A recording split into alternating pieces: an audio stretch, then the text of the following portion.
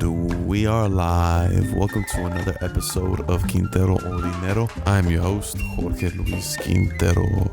First and foremost, I want to give a huge shout out to Orlando Cachayito Lopez, and this song is called Redención. I know I keep mixing it up. I hope what I'm doing is legal, but this is just the vibe that I'm in. First off, I want to give a huge shout out to NK Music because I usually use his beats for my introduction. I usually say thank you for making my beats to my introduction, but he doesn't make the beats to my introduction. But they are amazing, and it's on YouTube, so check it out. So please check out NK Music's work. As far as this one goes, this type of jazz music, it lifts you up, it gets you going. And you know, sometimes when I do podcasts, I feel like I'm making music too in a way. You know, it's like I'm a DJ, even though I'm a podcaster. You know, but I'm giving you guys great music to jam out to listen to while you're hearing my voice. But on a serious note, our discussion for today is gratuity, so let's get to it. So the other day, it was Thursday night, my car got towed, which could have all been avoided if I would have been paying attention, but my car got towed. And the point that I'm getting to at is the decision of me leaving my apartment, knowing that one, my license is expired, and two, the rear view light on my car, the right side, is not working. So a cop can already pull me over. Just by that itself, I'm already playing with fire. I'm already asking for trouble. I'm already welcoming trouble. So that could have all been avoided if I would have stayed home or if I would have gone with the ride that was presented with me beforehand. But I decided to drive myself, which is a dumb mistake because it's a mistake that I've done in the past. So moving forward with that, I go see a group of friends. We go to play pool at Fast Eddie's. I kill it. Then I go to the bar where my friend is playing. He does live music. So shout out to Beric Armstrong. He's doing great things. So we were there at the bar where I parked. There was 4 other cars parked there. So I'm like, okay, I should be good. I really didn't even pay attention. I just saw the other cars that were parked. An hour later, we take off and I head back to my car and my car is gone. And you know what? Usually I would have been pissed, but I just accepted it. It was crazy. Prior to this, well, first of all, I read this book. I'm reading this book right now. It's called The 7 Spiritual Laws of Success. I got this book at this store. Unlimited Thought, Life Enrichment Center, Body, Mind, and Spirit. It's on San Pedro. And they were doing like a little flea market with people, you know, selling, you know, their handcrafted objects, chakras, Reiki healing stones, books, authors. And then there was one person that came up to me and he said, hey, let me heal you from your pain. And he did some type of method where he put like a bowl over me and he was hitting it, boom, boom. But throughout the whole process of it, it was the process of when something bad happens to you, instead of reacting, first understand before reacting. And to me that makes so much sense because normally when something bad happens to us, we react, and when we react, it's something negative which boils up in our blood, and it's not good. It's just not good. You tighten up. When you tighten up, if you think about it, you become rigid and rough like a leaf. And when you're rigid and rough like a leaf, you easily crumble. You easily fold. And I get it. We're human. It's human nature. You know, I can speak from experiences that when bad things usually happen to me, I tend to react before I understand. So he had told me that. And as soon as my car got towed, I began just understanding before reacting. I just soaked it in. I accepted it. My car got towed. I'm alive. I at least get to go home to a bed with AC, and I can wake up in the morning and I can drink a glass of water. So after my car got towed, one of the homies that I was supposed to go with that offered me the ride, he ended up taking me home. And on the drive home, there were so many cop cars that could have pulled me over. And again, back rear light, it's not working. 1, my license expired. 2, number 3, I had a couple of drinks, so I could have gotten a DWI. Maybe not, but I also could have just gone to jail in general. Number 4, it was kind of like a wake-up call. We go a little bit back into history, more back into history. The same situation happened to me when I got a DWI. The same situation where I had a ride given to me where I didn't have to drive.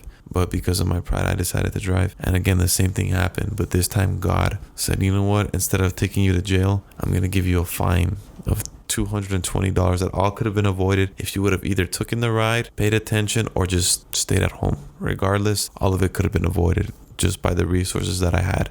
So that leads to, you know, becoming stubborn, and, you know, we shouldn't be stubborn. It's unnecessary, you know. One habit that I have that I shouldn't do is sometimes I make promises I can't make. Sometimes I make plans ahead of time knowing that I may or may not be able to do it. And that's one thing that kills me, because one, you don't want to break your word, but then two, it's like, well, you dig yourself into a hole, so why make these plans? So that's one thing I got to learn is, those plans. And number two, just paying attention, staying focused, and being calm, relaxed, grounded, disciplined, everything, all those values that I'm incorporating, just staying grounded with them. And that's basically it.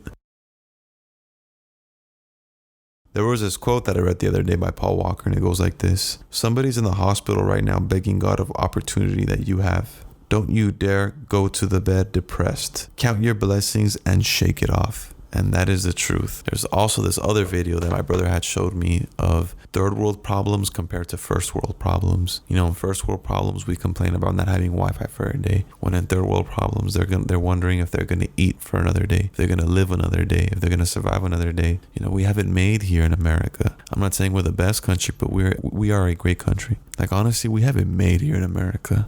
Compared to other countries, we literally have it made here in America. And we need to be grateful. And just in general, being grateful in life for the little things. There's this book that I read called The Secret. And even The Alchemist itself is, when you're grateful for the little things, more things are going to come towards your way. More things that you desire, that you want. But that also comes with, good character, being a good person, believing in that, focusing your energy on what you want, on what you desire, but having action towards that, and that as well too. Because when you have action to back it up, that is momentum.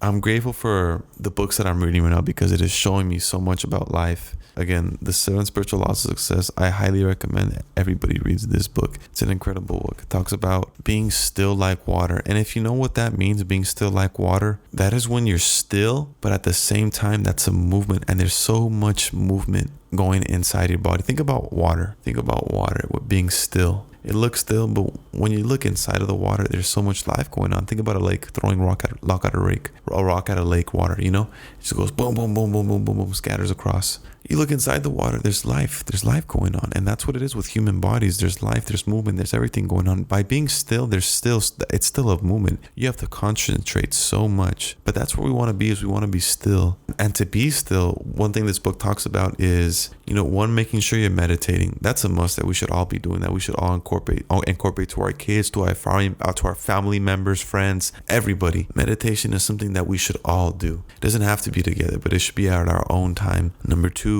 live in silence. You don't always have to listen to music. You don't always have to watch TV. You don't always have to be on your phone. Live in silence. When you live in silence, it eliminates the turbulence that is going on within your mind. If you think about it, when we play music, audio, entertainment, something, our mind is consuming it. Our mind is doing so much at the same time. Our central nervous system is the most complex system in the world, if you don't already know that by now. And it does so much, and it can only contain so much. It's a hard drive. Think about it. It's a computer. And when you have silence around you, you are thinking more, you are absorbing more, you are becoming more in tune with yourself, at least through my experiences. This is what I'm saying, and I agree with it. Today, I worked out at the gym. For the first half of the work, I worked out with no music, and it was so efficient. I didn't have to worry about which song I wanted to hear next, even though I have a playlist. You get tired of that song, and you waste time picking music at the gym when, you just gotta go, you gotta be fluent, you gotta be in the moment, you gotta be present. That's what the book talks about too, is being present. We always gotta be present within the moment. By being present, it's literally a gift. Here, let me read to you guys this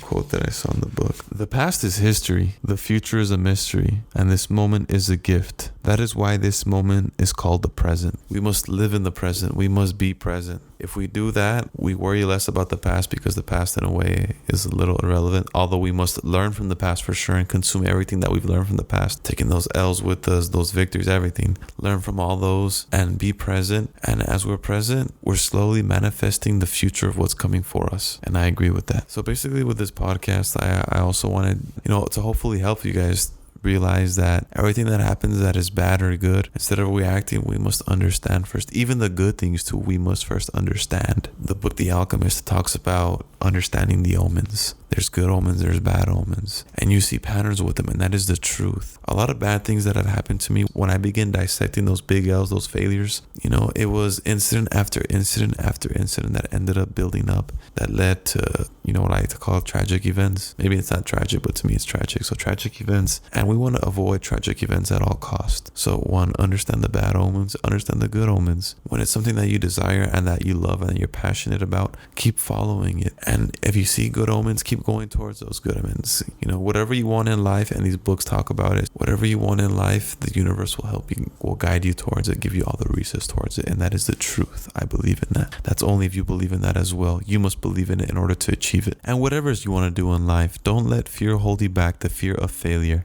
You know, fear can either make you fold or it can drive you. It can drive you to success. The opposite of fear is love, I would say. If you love something, don't let fear hold you back. Fear of failure. We must learn from our fears, accept those fears, and conquer those fears. We're humans. We only have 200, maybe 300 years of life, but we definitely cut that down with what we eat, what we consume, our environment, the air we're breathing, the pollution, all of that stuff. We're killing ourselves, but pretty sure we could live for maybe even 200 years, who knows, 300 years. But within your lifetime, your lifespan, make sure you're taking care of yourself. You're being grateful for the little things because the big things are coming. Whatever you want to do in life, if you do it, abundance will come to you. Great abundance. You know, and all the power to you because you decided to conquer your fears, and that's probably one of our biggest weaknesses in life is our fears. We let our fears conquer us. That could be the biggest problem in the world. You know, they say money is the root of all evil. Sometimes I think it's laziness. Sometimes I think it's fear. Who knows? Whatever it is, don't let it stop you from your dreams. Stay hungry, be aware, understand before reacting, understand the good omens, the bad omens, understand the patterns. With whatever you want to do in life, make sure you're giving to receiving. In order to get, you got to give. In order to give back, you got to get back. In order to give, you got to get. In order to get, you got to give. Receive, give back. Receive, give back. You know, treat people they want to be treated. Your income is your outcome in this world. What you put into the world is what you get out of this world. So make sure you're being a better person than you were yesterday. Understand before reacting, because then you have karma. And you always want to treat her right. You always want to treat karma right, because if not, she's going to come around and bite you in the ass. And with that, you have your conscience. Talk to your conscience. Be in tune with yourself. Talk to God. Reap what you sow. Whatever you believe in is whatever you believe in. You guys have a blessed night. Enjoy your Saturday night and be great. Don't stop being great.